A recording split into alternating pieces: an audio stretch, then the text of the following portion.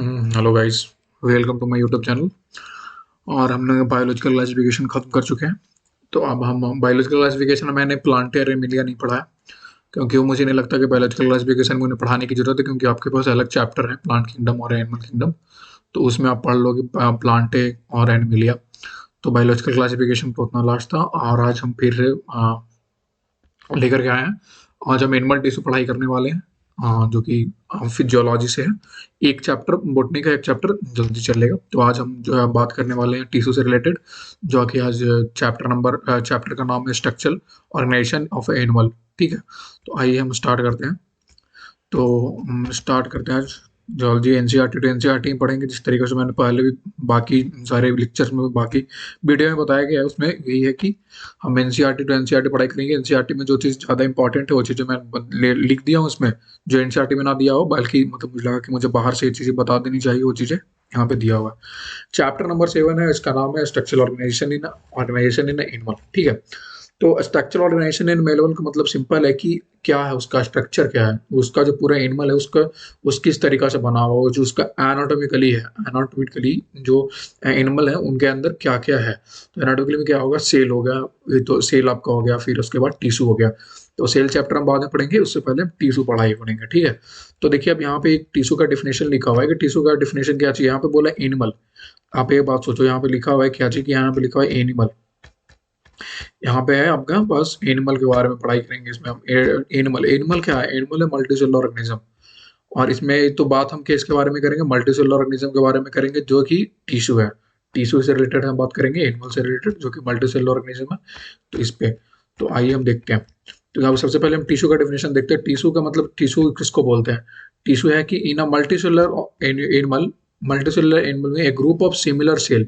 यहाँ पे देखिए बोलता है कि not a group of cell but a similar cell. Example के तौर पे, कि अगर किसी कोई एक अलग सा टिश्यू है, एग्जाम्पल के तौर पे आप कनेक्टिव टिश्यू की बात करते हो, तो कनेक्टिव टिश्यू में आ गया ब्लड के वेन्स हो गया, वेन हो गया आपके लिए।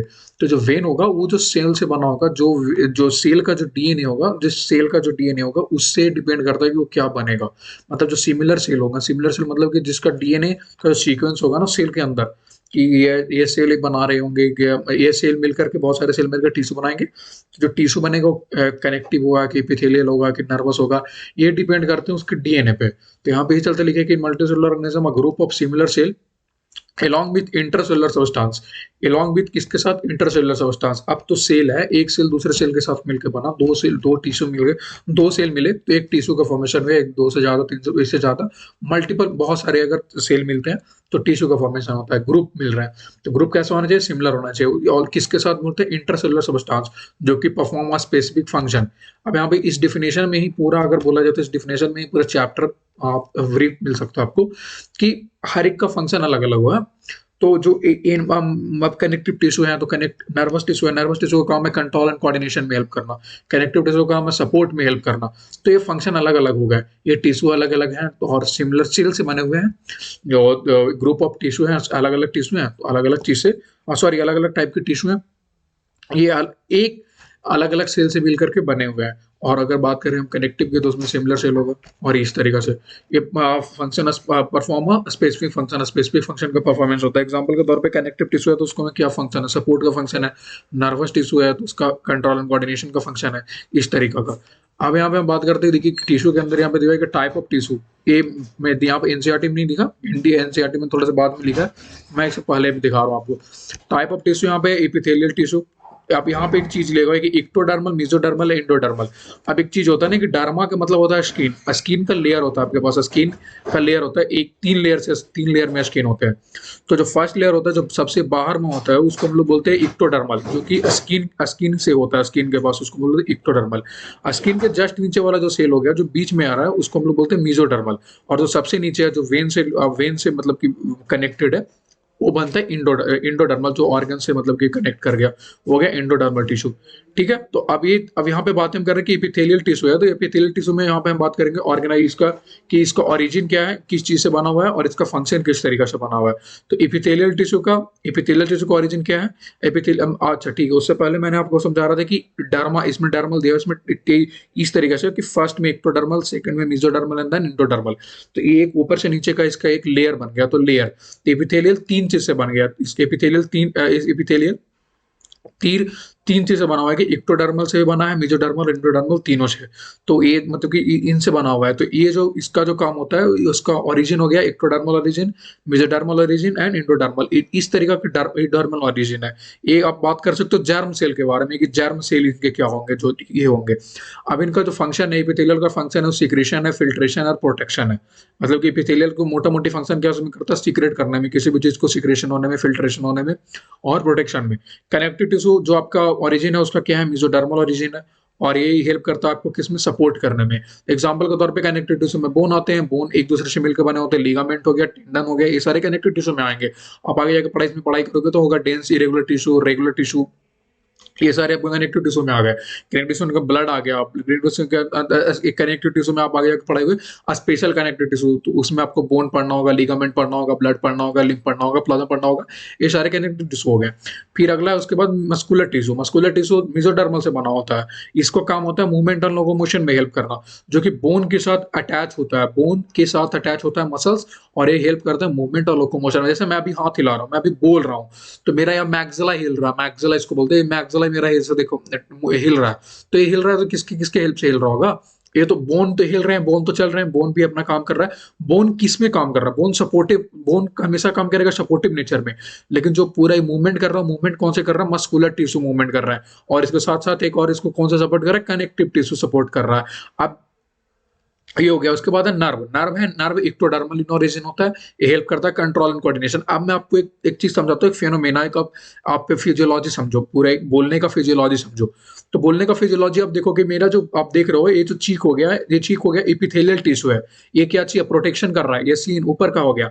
अब इसके नीचे कनेक्टिव टिश्यू, इसके अब मैं अगर चीक मेरा हटाया, कोई इसका अपर लेयर हटाया, एक इसका एक डर्मल लेयर हटाते हैं, तो उसके बाद जो आएगा मेसोडर्मल लेयर जो आएगा, वो जो कनेक्टिव टिश्यू है, जैसे कि ब्लड हो गए इनके अंदर, ठीक है, तो ब्लड व्लड हो गए, एक कनेक्टिव टिश्यू है।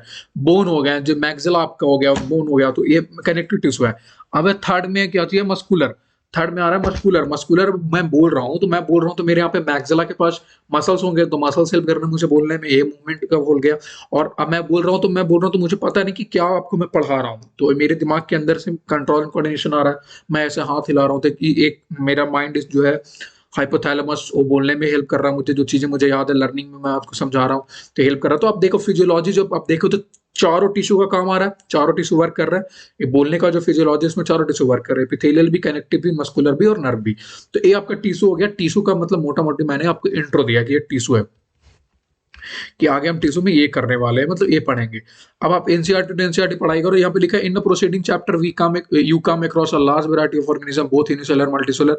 पीछे वाले चैप्टर में आपने देखा होगा, फिर आगे वाले चैप्टर में आप देखोगे कि जो एनिमल किंगडम के अंदर है वो मल्टीसेलुलर ऑर्गेनिज्म जो होते हैं क्या होते हैं, मल्टीसेलुलर एंड यूनिसेलुलर दोनों होते हैं एनिमल किंगडम के अंदर। अब आप बोले कि in unicellular organism all function like digestion, respiration, reproduction are perform by a single cell. अब देखो यहाँ पे सोचना है कि जो सिंगल सेल है भाई, सिंगल सेल अमीबा हो गया। अमीबा जो है ना वो अपना काम डाइजेशन भी कर रहा है, रिस्पायरेशन भी कर रहा है, रिप्रोडक्शन भी कर रहा है। तो उसका एक ही सेल है जो सारे काम कर रहा है, डाइजेशन भी कर रहा है, रिस्पायरेशन भी कर रहा है, रिप्रोडक्शन भी कर रहा है। ये चीजें कैसे कर रही होगी अमीबा को आप देख लो, तो अमीबा के अंदर आप सुने होंगे कि अमीबा किसी भी फूड को इंगल्फ करता है। तो जब अमीबा किसी भी फूड को इस तरीके से जाके इंगल्फ करेगा भाई, मैं आपको थोड़ा ड्रा करके सिखाता हूँ। देखो इस तरीका के, आप देखो यहाँ पे इस तरीका का मानो अमीबा है, ठीक है। अब इसके अंदर एक फूड पार्टिकल आ गया, ठीक है, तो इसने तो इंगल्फ कर लिया, तो डाइजेशन हो गया, ठीक है। इनगल्फिंग का मतलब डाइजेशन हो गया। अब आया कि फूड से फूड कंपोनेंट को ब्रेक डाउन कर रहा है, ब्रेक डाउन करके एनर्जी का फॉर्मेशन कर रहा है, ये क्या हो गया, रिस्पायरेशन हो गया। अब यहाँ पे अमीबा, एक अमीबा से दो अमीबा हो गए क्योंकि यूनिसेलर है। तो अब अगर यूनिसेलर हो गया, अगर बाइंडर फिजन होंगे तो एक अमीबा से दो अमीबा हो गया। तो बाइंडर फिजन जो प्रोसेस है वो क्या चाहिए, रिप्रोडक्शन का प्रोसेस है। तो एक ही सेल सारा काम कर रहा है ना, ये मल्टी अमीबा के अंदर एक ही सेल है। आपने देखा कि भोजन को इंगल्फ किया, फिर उसके बाद उसने उस चीज को डाइजेशन में हेल्प हुआ, उसका डाइजेस्ट किया, फिर रिस्पायरेशन किया। तो ये चीजें देख रहे हो आप। तो हाँ, अच्छा, रिस्पायरेशन एंड रिप्रोडक्शन, ठीक है। अब ये देखो आप, तो ये सारे एक ही सेल हेल्प कर रहे हैं, तो परफॉर्म बाई सिंगल सेल। इन्हें बोला कि in a complex body like us, मतलब कि ह्यूमन बींग्स, आप हो गया, आप भी जो ह्यूमन बीइंग्स में आते हो, आप देख लो, खुद का देख लो, या फिर आप एनिमल से देख लो, कुत्ते हो गए, बैल हो गए, बकरी हो गई, या फिर कोई भी चीज़ जो मल्टी सेलुलर ऑर्गेनिज्म होगा, उसमें क्या होगा कि some basic function are carry out by different group of cell in a well organised manner. मैंने पहले आपको टिश्यू का डेफिनेशन क्या चीज़ दिया कि सिमिलर सेल, इंटरसेलुलर के साथ मिल करके, जो कि इंटरसेलुलर उनके जो भी मतलब की चीज़ें उनके अंदर, इस सेल के अंदर जो चीज़ें उन सबको मिला करके जो एक group of a similar cell वो काम कर रही है, अलग-अलग फंक्शन करते हैं। तो यहाँ पे यही बात बोला है कि animal are the base a a animals the basic function are carried out by different group of cell in a well organised manner. अब वेल ऑर्गेनाइज्ड मैनर मतलब कि एक अब वेल ऑर्गेनाइज्ड मैनर, ये बहुत बड़ी बात है कि जब एक वेल ऑर्गेनाइज्ड मैनर होगा तभी एक दो सेल मिल करके एक टिश्यू बनाएंगे, समझे? The well organised manner is important term यहाँ पे काम करते हैं कि वेल ऑर्गेनाइज्ड मैनर होगा तभी दो सेल मिल करके एक टिश्यू का फॉर्मेशन होगा। ठीक है, अब यहाँ पे बोला कि some basic function are carried out by different group of, जैसे एग्जांपल के तौर पे मैंने आपको बोलने का पूरा मैकेनिज्म समझाया। उसमें क्या समझाया कि मैं बोल रहा हूँ तो मेरा बोन यूज हो रहा है, मेरा मसल्स यूज हो रहा है, मेरा नर्वस सिस्टम यूज हो रहा है, कनेक्टिव टिश्यू का यूज हो रहा है। तो देख रहा हूँ हर किसी का अलग अलग फंक्शन है एक फिनोमेना होने में, एक फिजियोलॉजिकल फिजियोलॉजी होने में, बोलने का फिजियोलॉजी होने में। एक अलग अलग हर टिश्यू का अपना अपना योगदान है और उससे एक फिजियोलॉजी बन रही है। तो यहाँ पे ये बात है ना कि basic function are carried out by different group of cell in a well organism. मैंने बोला कि the body of a simple organism like hydra is made up of different types of cell and the number of cell in each type in 1000। बोले कि body of a simple organism a hydra is made up of different type of cell. अब एक simple organism को भी आप देखो क्या hydra है, उस डिफरेंट टाइप ऑफ सेल से बना हुआ है। Number of cell in such type of thousands में है, बहुत सारे में है। ह्यूमन बॉडी के अंदर बिलियंस ट्रिलियंस में है सेल्स, वो भी परफॉर्म वेरियस फंक्शन कर रहे हैं। जैसे आपने खाना खाया, उसको डाइजेशन हुआ, रिस्पायरेशन हुआ, एनर्जी फॉर्मेशन हुआ, एक्सक्रिएशन कर रहा हो, तुमने अलग अलग टिश्यू का काम आ रहा है। ठीक है, अब यहाँ पे देखिए बोले कि group of similar cell long with intercellular substance perform specific function such organism is called organisation is called tissue.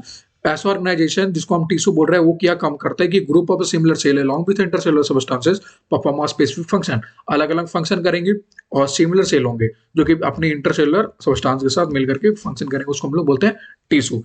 अब बातें आती हैं, हम देखते हैं एनिमल टिश्यू में, अपना देखते हैं यहाँ पे कि एनिमल टिश्यू की क्या कहानी है। Animal tissue the structure of cell vary according to their function. जो structure of the cell vary according to function के अलग अलग जो जिसका जिसका जो फंक्शन होगा उस तरीका से उसका स्ट्रक्चर होगा। एग्जाम्पल के तौर पर अगर हम कभी नर्व सिस्टम देखा होगा, नर्वस टिश्यू देखा होगा, तो नर्वस टिश्यू में क्या है, देखो नर्वस टिश्यू इस तरीका से ये आया, अब यहाँ से निकला, ऐसे निकला, और फिर एक डेंड्राइट्स इस तरीका से आ जाते हैं, सॉरी एक्सॉन आ गया इस तरीका के।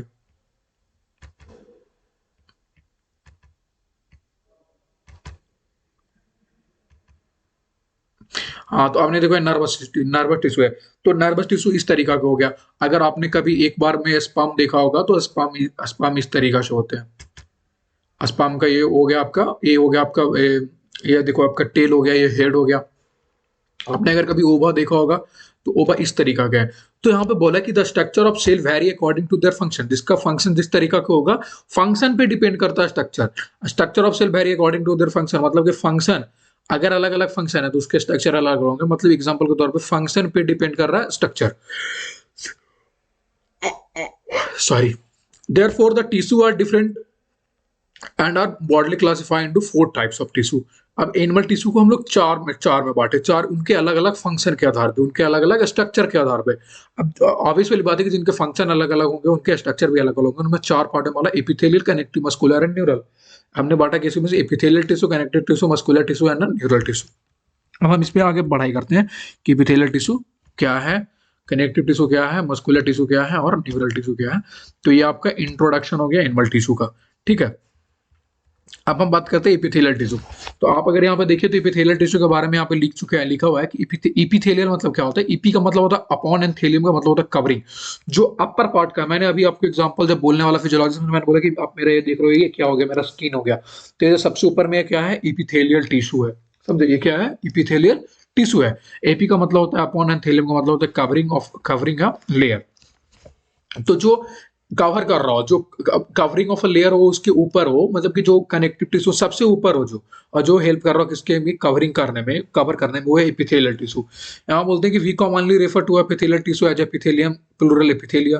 The tissue has a free surface, tissue का क्या होगा, सरफेस क्या होगा, फ्री होगा। Which faces either body fluid और outside of the environment and thus provide a covering. Which faces either a body. अब एग्जांपल के तौर पे अब एक चीज समझो, कि यहाँ पे जो faces of a body fluid. अब एक यहाँ पे एक बात समझना है कि एपिथेलियल जो टिश्यू आपके होंगे, एपिथेलियल टिश्यू फेस कर रहा होता है कि आइदर अ बॉडी फ्लूइड और outside environment and thus provide a covering. Body fluid के अंदर भी epithelial tissue which faces either a body fluid. Body fluid के एग्जांपल के तौर पे भाई, जो वेन होगा, वेन जो वेन बना होगा वो भी तो एपिथेलियल टिश्यू से बना होगा ना दोस्त। तो वेन के अंदर तो फ्लूइड है ना, बॉडी फ्लूइड है, तो बॉडी फ्लूइड जो वेन बना हुआ, तो वेन तो एक पाइप की तरह बना हुआ है। तो जो पाइप की तरह बना हुआ उसके अंदर वेन घूम रहा है, तो पाइप का जो अपर सरफेस हो गया जिसके कारण ब्लड बाहर नहीं जा रहा है, वो किससे बना होता है? एपिथेलियल टिश्यू से बना होता है। तो एपिथेलियल टिश्यू में क्या क्या देखो, एपिथेलियल टिश्यू क्या कर रहा है? फेसेस आइदर बॉडी फ्लूइड को भी कर रहा है और outer side environment and thus provide a covering और a lining of some part of the body. आपने देखा कि आउटसाइड ऑफ द एनवायरनमेंट, मैंने समझाया आपको कि मुझे बोलने वाला मैकेनिज्म वाला स्किन, आप खुद का जो स्किन देख रहे हो स्किन, वो भी एपिथेलियल टिश्यू से बना हुआ है। ठीक है, तो एक कवरिंग कर रहा है आपको, बॉडी पार्ट को कवर कर रहा है, इन्वायरमेंट के outer side of the environment भी है। और फिर यहाँ पे आएगा lining of some part of the body. अब यहाँ पे बोलते हैं कि lining of the some part of the body. Example के तौर पे जब आपने देखोगे कि आप स्मॉल इंटेस्टाइन की बात करो, किडनी की बात करो, लिवर की बात करो, लार्ज इंटेस्टाइन की बात करो, जो उनके अंदर लाइनिंग है वो भी एपिथेलियल टिश्यू से बने हुए हैं। तो एपिथेलियल टिश्यू कहाँ कहाँ पे? एपिथेलियल टिश्यू बॉडी फ्लूइड के अंदर मिल सकता है आपको, बॉडी फ्लूइड के जो अपर पार्ट है उसके अंदर मिल सकता है, आउटसाइड ऑफ द एनवायरनमेंट जो आप देख रहे हो उसके अंदर मिल सकता है। वो कवरिंग के लिए, मतलब कि कवरिंग में हेल्प करता है। और दूसरा और lining of for some part of the body. और कुछ बॉडी का जो लाइनिंग है, जैसे एग्जांपल के तौर पे किडनी हो गया, स्मॉल इंटेस्टाइन हो गया, डक्ट्स हो गए, उन सब में भी एपिथेलियल टिश्यू बने होते हैं, उससे एपिथेलियल टिश्यू, मतलब वो सब एपिथेलियल टिश्यू बने होते हैं। ठीक है, ठीक है। अब यहाँ पे the cells are compactly packed with a little intercellular matrix. और ये जो एपिथेलियल टिश्यू होते हैं ना भाई, जो इनके अंदर जो सेल्स होते हैं ना, कॉम्पैक्टली पैक्ड होते हैं विद इंटरसेलुलर मैट्रिक्स, मतलब बहुत छोटा सा, एक सेल से दूसरे सेल के बीच का जो स्पेस होता है बहुत बहुत बहुत छोटा होता है। That's why epithelial tissue help करता है कवरिंग करने में। इसके अंदर इलास्टिसिटी होती है, ये हेल्प करता है कवरिंग करने में, क्योंकि इसके अंदर जो इंटरसेलुलर स्पेस है बहुत कम होता है, कॉम्पैक्टली पैक्ड होता है। That's why it's help in covering, that's why it's help, ये आपको कवरिंग में प्रोटेक्शन करते हैं, इन सब में हेल्प करते हैं epithelial tissue. Therefore epithelial tissue are two types, simple epithelium and compound epithelium. Simple epithelium is composed of a single layer of a cell and a function as a lining for a body cavity, ducts and tubes. Simple epithelium tissue है जो है compose करता है single layer. यहाँ पे आपने अगर आपने इस चीज को देखो, सिंगल लेयर को, मतलब कि एक लेयर है सिर्फ, वो क्या है? Simple epithelium tissue. ठीक है। कंपाउंड एपिथेलियम टिश्यू जो आपका काम करेगा, वो काम करेगा अब बहुत सारे उसके जो लेयर्स होंगे, जैसे फैट के ऊपर जो मसल्स बहुत ज्यादा पड़ गए, वो कंपाउंड एपिथेलियम है। कंपाउंड एपिथेलियम आपका प्रोटेक्शन में यूज करता है, प्रोटेक्शन इन आवर स्किन। आप यहाँ पे देखोगे मैं बोलता है कि simple epithelium is composed of a single layer of a cell as a and function as a lining for a body cavity. इसका फंक्शन क्या चाहिए? इसका बॉडी कैविटीज के ऊपर लाइनिंग का फंक्शन है, डक्ट्स के अंदर होंगे, ग्लैंड्स के अंदर होंगे, ट्यूब्स के अंदर होंगे। आप यहाँ पे स्ट्यूजन ट्यूब्स हो गया, ऑसोफेगस हो गया, इन सारे ट्यूब्स है, इसके अंदर कौन से होंगे? सिंपल एपिथेलियम होंगे। ठीक है। और जहां पे बात प्रोटेक्शन की आती है, वहां पे कंपाउंड एपिथेलियम होंगे। ठीक है। कंपाउंड एपिथेलियम उसको बोलते हैं कि जिसने कंसिस्ट किया है टू और more cell layer has a protective function at is sorry as it does in our skin. हमारे जो स्किन के ऊपर, एज हमारा जो स्किन हो गया, जो हमारे स्किन के ऊपर से, वो क्या हो गया? कंपाउंड एपिथेलियम हो गया। तो एपिथेलियल टिश्यू का आपने देखा, एपिथेलियल टिश्यू का मतलब सिंपल है कि ईपी का मतलब हो गया अपॉन, एंड थेलियम का मतलब कवरिंग लेयर। ये कहाँ कहाँ पे पाए जाते हैं? ये हो सकते हैं बॉडी फ्लूइड के पास अपर लेयर पे होंगे, एनवायरमेंट में आउटसाइड प्रोटेक्शन दे रहे होंगे, कवरिंग करते हैं, लाइनिंग में होते हैं, बहुत सारे डक्ट्स के अंदर होते हैं। अब यहाँ पे आ जाएगा, दो तरीके के होते हैं epithelial tissue, simple epithelium tissue and compound epithelium tissue. Simple epithelium tissue क्या चाहिए? Composed of a single layer of a cell, function as a lining for a body cavities. ठीक है। और यहाँ पे कंपाउंड एपिथेलियम किस तरह का प्रोटेक्टिव फंक्शन कर रहा है, प्रोटेक्टिव लेयर बना रहे हैं जो हमें हेल्प कर रहा है। कंपाउंड मतलब एक से ज्यादा जिसमें सेल का लेयर हो, उसको हम लोग बोलते हैं कंपाउंड। अब बात है, आप देखा कि सिंपल एपिथेलियम, सिंपल एपिथेलियम यहाँ पे देखो कि सिंपल एपिथेलियम क्या हमारा एग्जांपल है। Simple epithelium helps in internal lining body, ये तो देख लिए। और ये कहाँ पे हेल्प, अच्छा इस तरीके तो यहाँ पे होते हैं। अब ये हेल्प किस चीज में कर रहे हैं? सिंपल एपिथेलियम आपको हेल्प करते हैं डिफ्यूजन में, फिल्ट्रेशन में, एब्जॉर्प्शन में, सिक्रीशन में। अब एक लेयर है ना गुरु, तो एक लेयर होने के लिए डिफ्यूजन आसानी से हो सकता है। डिफ्यूजन क्या होगा कि डिफ्यूजन आसानी से हो सकता है, एक लेयर में होगा कि मल्टी मल्टी मल्टी लेयर में होगा, एक लेयर में होगा। तो एक लेयर के अंदर अगर डिफ्यूजन में हेल्प कर देता है, फिल्ट्रेशन आसानी से फिल्टर हो जाएगी क्योंकि एक लेयर है। तो इसमें एब्जॉर्प्शन आसानी से एब्जॉर्ब कर लोगे, चीज को एब्जॉर्ब हो जाते हैं, एक लेयर है। सिक्रेशन भी आसानी से हो जाती है। ये हो गया आपका सिंपल एपिथेलियम का काम। आप यहीं पे बात देख लो, कंपाउंड एपिथेलियम, कंपाउंड एपिथेलियम आपका कहाँ पे हेल्प कर रहा है? Protect against mechanism and chemical stress. Chemical stress example के तौर पे कि बॉडी के अंदर केमिकल स्ट्रेस बढ़ गया, केमिकल्स कहीं भी बढ़ गए, जैसे सोडियम, पोटासियम, कैल्शियम, ये सारे नर्वस टिश्यू के मतलब कि ये सारे होते हैं बॉडी के अंदर, अगर ये बढ़ गए तो इनका मैकेनिज्म बढ़ गया। अगर मान दो कि बॉडी के अंदर, तुम्हारे बॉडी के अंदर आप पढ़ोगे आगे जाके, तो एंटी डायरेटिक बढ़ गया, मतलब कि बॉडी ब्लड प्रेशर बढ़ गया, तो ब्लड प्रेशर बढ़ गया तो कंपाउंड एपिथेलियम में बहुत सारे जो मेनी लेयर्स हैं वो ब्लड का प्रेशर को झेल पा रहे हैं, वो कंपाउंड एपिथेलियम हो गया। ठीक है, ये हो गया आपका एपिथेलियल का। आज एपिथेलियल के लिए हम यहां तक पढ़े एपिथेलियल का। आप आगे देखते हैं। On the basis of structure modification of a cell the simple epithelium is further divided into 3 types. आप बेसिस देखते हो, अगर आप स्ट्रक्चर के आधार पे हमने एपिथेलियम टिश्यू को 3 पार्ट में बांटा है, स्क्वैमस, कोवाइडल एंड कॉलमनार। ठीक है, आप ये देखो, ये हो गया आपका, जो ये देख रहे हो, ये हो गया आपका स्क्वैमस एपिथेलियम टिश्यू, और ये आपका देखो स्क्वैमस एपिथेलियम टिश्यू में एक पार्ट पूरा है, ये जो सिंपल एपिथेलियम को हमने बांटा है पूरे एक में, तो स्क्वैमस एपिथेलियम में देखो दूसरे इस तरीके से स्क्वैमस एपिथेलियम। अब यहाँ पे देखो इसमें लिखा है क्यूब लाइक, मैंने पहले ही बोला भाई कि स्ट्रक्चर तुमने देख रहा हो, उसके नामकरण इसी तरीका से हो रहा है। तो तुम देखो कि यहाँ पे क्या चाहिए, क्यूब लाइक स्ट्रक्चर दिखाई दे रहा है तुम्हें, ये देखो क्यूब लाइक स्ट्रक्चर दिखाई दे रहा है, हाँ तो क्यूब लाइक हो गया। अब है जो यहाँ पे सी बी हो गया, और सी में है यहाँ में कॉलमनार। कॉलमनार देख लो, कॉलम कॉलम बना हुआ है, ट्यूब लाइक स्ट्रक्चर है, tube like structure, that is called columnar. ठीक है, अब ये कॉलमनार जो है ना भाई, वो सीलिया अगर वियर कर लिया, मतलब सीलिया देखो, इसको हम लोग बोलते हैं सीलिया, देखो यहाँ पर इधर से आया हुआ सीलिया, तो सीलिया हेल्प करता है इनर डायरेक्शनल फ्लो में। अब दूसरी बात, इनर डायरेक्शनल फ्लो क्या होता है, मतलब फ्लो होगा तो एक डायरेक्शन के अंदर होगा, यानी कि इधर भी, मतलब ऐसा है कि अगर सीलिया इधर गया, देखो आप सोचो इसमें सीलिया था, सीलिया से अगर पानी इधर चला गया तो ऐसा नहीं कि फिर पानी इधर से चला जाएगा, नहीं, इधर से ही पानी हमेशा करेगा, मतलब एक ही डायरेक्शन में फ्लो होगा। तो एक डायरेक्शन में फ्लो करने में कौन हेल्प करता है, सीलिया, दैट इज, इसको हम लोग क्या बोलते हैं, कॉलमनार के अंदर है कॉलमनार सेल्स बियरिंग सीलिया। ठीक है, अब देखो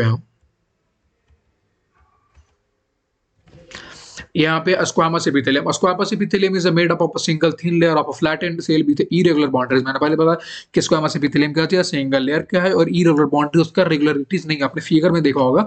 अभी आप देखो कि यहाँ पे क्या चाहिए, फ्लैटेंड है, फ्लैटेंड सेल है, अब इसका अलग है, इसका अलग है, इसका अलग है, तो इरेगुलर बाउंड्री है इसका, तो यह स्क्वामस एपिथेलियम के अंदर आते हैं। ठीक है, अब ये स्क्वामस एपिथेलियम अगर आप दूर से देखोगे तो आपको वेवी अपीयरेंस नजर आएगा, क्योंकि इस तरीका का है ना वो स्क्वामस एपिथेलियम का जो बना हुआ है, जो स्ट्रक्चर है इस तरीका का, तो इस तरीका का नजर आता है स्क्वामस एपिथेलियम, आपका वेवी अपीयरेंस नजर आता है। स्क्वामस एपिथेलियम क्या है, single thin layer of flattened cell with irregular boundaries, they are found in the wall of blood vessels, air sacs of the lungs, involve in function like form of diffusion boundaries. यहाँ पे देखिए, आपको यहाँ पे बोलता है कि squamous epithelium tissue कहाँ कहाँ पे पाए जाते हैं। स्क्वामस, ये सारे क्वेश्चन आते हैं नीट के अंदर। ठीक है, स्क्वामस एपिथेलियम कहाँ पाया जाता है, तो स्क्वामस एपिथेलियम पाया जाता है आपके आपके कहाँ, वॉल ऑफ ब्लड वेसल्स, जहाँ पे हम लोग हेल्प करते हैं क्या, डिफ्यूजन के लिए हेल्प कर सकते हैं, एयर सैक ऑफ लंग्स, जो आपका लंग्स के अंदर एयर सैक है जिसको हम एल्वोलाई बोलते हैं, उसके अंदर स्क्वामस एपिथेलियम होते हैं, परफॉर्मिंग अ डिफ्यूजन बाउंड्री। और एक कहाँ पे हेल्प करता है स्क्वामस एपिथेलियम, डिफ्यूजन बाउंड्री, क्योंकि इसके पास सिर्फ एक लेयर है तो आसानी से डिफ्यूजन होते हैं। अगला the cuboidal epithelium, the cuboidal epithelium is composed of a single layer of cube like structure. ऊपर भी देखा, मैंने दिखाया आपको क्यूबॉइडल एपिथेलियम किस तरीका का है, उसका जो स्ट्रक्चर है क्यूब लाइक स्ट्रक्चर है। They are commonly found in a duct of gland, tubular part of nephron, in a kidney, and its main function are secretion and absorption. तो आप यहाँ पे देखो कि क्यूबाइडल एपिथेलियम है, क्यूबाइडल एपिथेलियम सिंगल लेयर से बना हुआ है। सिंगल लेयर किस तरीका के, क्यूबाइडल का नाम ही देख रहे हो, क्यूबाइडल दिया हुआ है, इसका मतलब क्यूबाइडल एपिथेलियम का जो देखोगे वो किस तरीका का होगा, क्यूब लाइक स्ट्रक्चर से क्यूबाइडल एपिथेलियम। अब की जो क्यूबाइडल एपिथेलियम है, एक तीन पार्ट में बांटे गए। अभी क्यूबाइडल एपिथेलियम 3 पार्ट में बांटे गए अपने अपने स्ट्रक्चर के अनुसार, मतलब जो सामने से क्यूबाइडल एपिथेलियम का जो आप एनाटॉमिकल स्ट्रक्चर देखोगे उनके अनुसार क्यूबाइडल एपिथेलियम 3 पार्ट में बांटे गए। सबसे पहला बांटा गया नॉर्मल क्यूबाइडल एपिथेलियम। जो नॉर्मल क्यूबाइडल एपिथेलियम है उसका एग्जांपल क्या चाहिए, एलएच, जिसको हम लोग एलएच का हो गया, डीसीटी हो गया, सीडी हो गया, मतलब कि ये सारे डक्ट के नाम है, समझे। एलएच आपका डक्ट का नाम है, डीसीटी भी आपका डक्ट का नाम है, सीडी भी आपका डक्ट का नाम है। फॉलिकल्स ऑफ थोराइड के जो फॉलिकल्स है उसके अंदर कौन से होंगे, थायराइड फॉलिकल्स भाई, ये थोराइड फॉलिकल्स, उसके अंदर जो आप थायराइड देखोगे ना, तो थायराइड आप देखोगे कि इसमें थायराइड आपने कभी देखा होगा, आप नर्वस टिश्यू में पढ़ना है थायराइड, तो उसमें केमिकल कोऑर्डिनेशन में आप थायराइड के बारे में पढ़ोगे, उसमें जो फॉलिकल्स होते हैं किस तरीके किससे होते हैं, बने होते हैं क्यूबाइडल टिश्यू से होते हैं। तो क्यूबाइडल टिश्यू किस तरीके, मतलब कि उसका स्ट्रक्चर क्यूब लाइक स्ट्रक्चर होता है, सिंगल लेयर होता है। ठीक है, तो ये फिर यहाँ पे दिखा हुआ है कि small duct of gland, gland के जो छोटे से डक्ट होते हैं उनके अंदर भी नॉर्मल क्यूबाइडल एपिथेलियम टिश्यू होते हैं। अगला आएगा ब्रश बॉर्डर। ब्रश बॉर्डर मतलब कि सिंपल है, जो उसका ऊपर वाला एरिया होगा उसके अंदर ब्रश ब्रश होंगे, उसके अंदर उसके पास माइक्रोविलाई होंगे। तो माइक्रोविलाई का जो काम होता है ना, ब्रश बॉर्डर स्ट्रक्चर, छोटे छोटे छोटे छोटे छोटे बेबी अपीरियंस, देख रहे हो सीलिया, आपने सीलिया देखा, सीलिया से छोटा छोटा छोटा छोटा होता है जो स्ट्रक्चर में, उसको हम लोग बोलते हैं माइक्रोविलाई। तो माइक्रोविलाई का काम होता है which increase surface area for absorption. Microvilli जो आपका होता है वो सरफेस एरिया इंक्रीज करता है। सरफेस एरिया माइक्रोविलाई का ऊपर काम ही होता है सरफेस एरिया को इंक्रीज करे, जिसके कारण एब्जॉर्प्शन ज्यादा से ज्यादा हो। यहाँ पे पीसीटी, पीसीटी एक डक्ट है, तो पीसीटी के अंदर होगा, पीसीटी के अंदर कौन सा होगा, ब्रश बॉर्डर होंगे। एक काम इसके अंदर क्या होगा, इसका ब्रश बॉर्डर नाम क्यों पड़ा, क्योंकि इसके ऊपर के जो बॉर्डर वाले एरियाज हैं, जो अपर पार्ट है उसमें क्या है, माइक्रोविलाई है, that's why it is called brush border. तो ब्रश बॉर्डर आपका ये हो गया जो कि इंक्रीज कर रहा है आपका सरफेस एरिया। अब थर्ड में आपका है काइनोसिलिएटेड। काइनोसिलेटेड मतलब, काइनोसिलेटेड मतलब ये है जो इनके अंदर काइनेटिन होते हैं, काइनेटिन से कुछ चीजें, तो काइनोसिलेटेड जो मूवमेंट में भी हेल्प कर रहे होते हैं। Certain part of nephron, nephron कहाँ पे पाया जाता है, नेफ्रॉन किडनी में पाया जाता है, वो ब्लड का फिल्ट्रेट कर रहा होता है, blood filtration in kidney, it's help in blood filtration of kidney. एक तो क्यूबाइडल एपिथेलियम आपका काइनोसिलेटेड भी हो गया। तो क्यूबाइडल एपिथेलियम टिश्यू तीन तरीका का, normal cuboidal, brush border and kinociliated. Normal cuboidal कहाँ पे होता है, एलएच के अंदर, डीसीटी के अंदर, सीडी के अंदर, जो कलेक्टिंग डक्ट होते हैं उसके अंदर, फॉलिकल्स ऑफ थायराइड्स के अंदर, स्मॉल डक्ट ऑफ ग्लैंड। आगे आप ग्लैंड के बारे में पढ़ोगे, ग्लैंड यूनिसेलुलर ग्लैंड होते हैं, एपोक्राइन ग्लैंड होंगे, हेट्रोक्राइन ग्लैंड होंगे, एक्सोक्राइन होंगे, एंडोक्राइन ग्लैंड होंगे, ये सारे ग्लैंड होंगे आगे, तो आप उसमें पढ़ाई करोगे, मैं आपको बताऊंगा आगे। सेकंड हो गया brush border, brush border PCT, इसका पीसीटी होते हैं, पीसीटी नेफ्रॉन के अंदर होते हैं, इसके पास माइक्रोविलाई होता है जो एब्जॉर्प्शन ज्यादा से ज्यादा होता है। ये आपका क्यूबाइडल का हो गया। तो आपने यहाँ पे देखो एनसीईआरटी भी लिखते हैं, this is commonly find in ducts of gland, मैंने भी लिख रखा है। ट्यूबुलर पार्ट ऑफ नेफ्रॉन, जो ट्यूबुलर पार्ट यहाँ पे देखो, डीसीटी, एलएच, सीडी, पीसीटी, इन सब जगहों पे हो रहे हैं। सिक्रीशन, ये कहाँ पे हेल्प करता है बच्चे, ये कहाँ पे हेल्प करता है भाई, मेन फंक्शन और सिक्रीशन एंड एब्जॉर्प्शन। ये आपका कौन हेल्प कर रहा है, क्यूबाइडल, ठीक है, ये चीजें। And the epithelium of proximal convoluted tube, ये देखो मैं यहाँ पे एग्जांपल भी लिखा हूँ कि ब्रश बॉर्डर, ब्रश बॉर्डर आपका एग्जांपल, ब्रश बॉर्डर का एग्जांपल एनसीईआरटी ने खुद ब खुद लिख रखा, और इसने लिखा नहीं कि ब्रश बॉर्डर है। आपको नीट के एग्जाम में ऐसा पूछा जा सकता है क्वेश्चन, कोई भारी बात नहीं, आगे भी पूछा गया है, इस बार पूछा जा सकता है। अब देखो आप कि आपका स्क्वैमस हो गया, क्यूबाइडल हो गया। अब हम देखते हैं कॉलमनार एपिथेलियम। कॉलमनार के अच्छा कि अच्छा, एक तो इस देखो एक चीज देखो, एक सिंपल एपिथेलियम टिश्यू का है ना, चार है भाई, तो इसको हमेशा से हमेशा क्या होंगे, सिंगल लेयर होंगे। अब ये टॉल होते हैं, सिलिंड्रिकल स्ट्रक्चर होता है कॉलमनार। अब इसका जो न्यूक्लियाई होता है लोकेटेड एट द बेस, आप यहाँ पे फिगर पे देखो, देखो देखो देखो देखो फिगर देखो, तो इसका जो न्यूक्लियस है कहाँ, बेस के ऊपर है, बेस के ऊपर है, बेस के ऊपर है, बेस के ऊपर है। तो क्यूबाइडल का, कॉलमनार का जो है, कॉलमनार एपिथेलियम का जो न्यूक्लियस है वो कहाँ पे होता है, बेस पे होता है। इसके पास जो फ्री सरफेस है वो माइक्रोविलाई। आप कॉलमनार एपिथेलियम के भी माइक्रोविलाई, तो माइक्रोविलाई हेल्प करते हैं किसमें बच्चों, एब्जॉर्प्शन इंक्रीज करने में, ठीक है। अब they are found in the lining of stomach, कहाँ कहाँ होते हैं, स्टोमिक में होते हैं, इंटेस्टाइन के अंदर होते हैं, help in secretion and absorption, ठीक है, ये हो गया। अब आपने एक चीज देखो, अब तो कॉलमनार मात्र तीन था, सिंपल सिंपल एपिथेलियम टिश्यू मात्र तीन है, स्क्वैमस, क्यूबाइडल एंड कॉलमनार। लेकिन कॉलमनार के अंदर चीजें अलग अलग आई, जो कॉलमनार के अंदर सीलिया आ गया, दैट्स वाई कॉलमनार को बांट दिया गया एक और कि कॉलमनार सिलेटेड एपिथेलियम टिश्यू।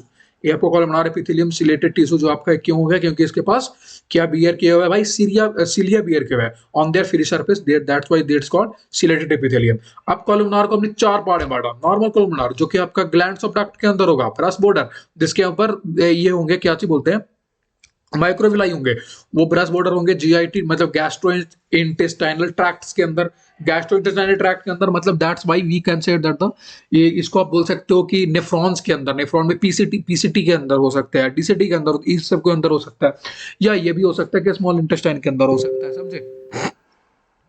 तो ये हो गया। उसके बाद है काइनोसिलेटेड। काइनोसिलेटेड कहाँ पे होंगे, upper respiratory tract, fallopian tube, जो फ्लोपियन ट्यूब्स फीमेल के अंदर फ्लोपियन ट्यूब्स होते हैं, जिसमें ओभम जो आपका होता है वो मूवमेंट करने में जो फ्लोपियन ट्यूब हेल्प करता है, ऊपर जो सीलिया होता है वो है काइनोसिलेटेड, वो कॉलमनार एपिथेलियम टिश्यू से बने होते हैं, तो ये बात आपको याद रखना है। अगला होता है स्टीरियोसिलेटेड, ये आपका कहाँ पे होता है, इंटरनल ईयर। आपने कभी अगर कान के अंदर बहुत ज्यादा देखोगे तो कान के अंदर जो आपने बोलते हो ना, तो बोलते हो तो साउंड वाइब्रेशन जो थोड़ा थोड़ा जाता है, वो भी सीलिया होगा ना, सीलिया उसको मूव करने में हेल्प करता है, तो स्टीरियोसिलेटेड। ये आपको होगा सिलेटेड एपिथेलियम टिश्यू के बारे में। देखो यहाँ पे सिलिएटेड एपिथेलियम टिश्यू के बारे में लिखा हुआ है कि their function is to move particles और mucus in a specific direction over epithelium. Ciliated epithelium को मैंने सिलिया है, तो सिलिया हमेशा इन डायरेक्शनल फ्लो में हेल्प करेगा। तो किसका किसका म्यूकस के मूवमेंट में हेल्प करता है स्पेसिफिक डायरेक्शन में। दे आर मेनली, अगर आप देखें यहाँ पे, they are mainly present in the inner surface of hollow organ like bronchioles and fallopian tubules. Bronchiole जो आपको लंग्स के अंदर है, ये हॉलो ऑर्गन है, हॉलो मतलब खोखले ऑर्गन है, इनके अंदर होते हैं, इनके अंदर सीलिया होते हैं। अब आपने सोच रहा होगा कि आखिरकार वाई ब्रोंक्यूल्स के अंदर सीलिया क्या कर रहे हैं।